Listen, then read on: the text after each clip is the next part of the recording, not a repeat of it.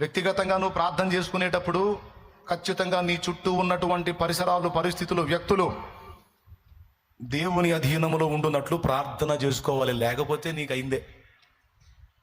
ఖచ్చితంగా ఎవరో ఒకళ్ళు నేను డిస్టర్బ్ చేస్తారు, నీ పవిత్రత పోగొడతారు, నీ నోటిని కంట్రోల్ తప్పేటట్టు చేస్తారు, నీ మైండ్ డిస్టర్బ్ అయ్యేటట్టు చేస్తారు.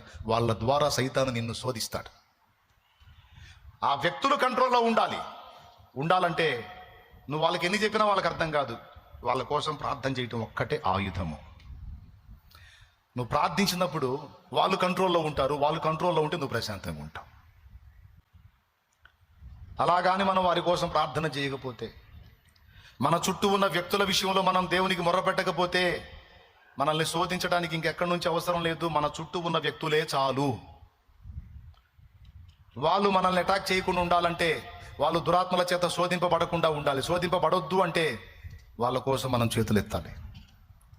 అది నీ ఫ్యామిలీ వైపు కావచ్చు, నీ ఇరుగు పొరుగులు కావచ్చు, నీ తోటి కొలీగ్స్ కావచ్చు, తోటి స్టూడెంట్స్ కావచ్చు, తోటి కార్మికుల ద్వారా కావచ్చు, ఏ విధంగానైనా నీకు రావచ్చు శోధన.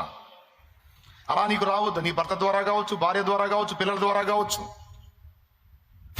ఎవడి ద్వారా కూడా నీకు శోధన రావద్దంటే వీళ్ళందరినీ ప్రార్థనలో ఎత్తి పట్టాలి. అలా నువ్వు చేసి చూడు.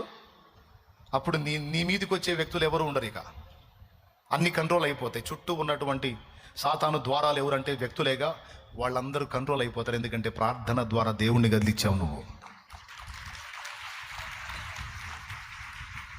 ఇది ప్రతిరోజు జరగాలి. ప్రభువా, నేనును నా ఇంటి వారును నీ భద్రతలో ఉండునట్లు కాపాడు. నేను వారిని శోధించొద్దు, వారు నన్ను శోధించొద్దు. నా ఇంట పసిబిడ్డ మొదలు వృద్ధుల వరకు నీ కృపా కాపుదల పెట్టు. ఎవరును బలహీనపడకుండా, సాతానుకు చోటు ఇవ్వకుండా. కొంతమంది మన కుటుంబ సభ్యులు ఆత్మహత్యల ఆలోచనలు చేస్తుంటారు. అలా ఆత్మహత్యల బారిన పడకుండా, దుర్వ్యసనాల బారిన పడకుండా, ఒకవేళ పడున్న వాళ్ళని విడిపించి దయచేసి వాళ్ళని కాపాడమని ప్రతి నిత్యము నీ ప్రార్థన ధూపము దేవుని దగ్గర ఉండాలి. ఇది ఒక ఆయుధము.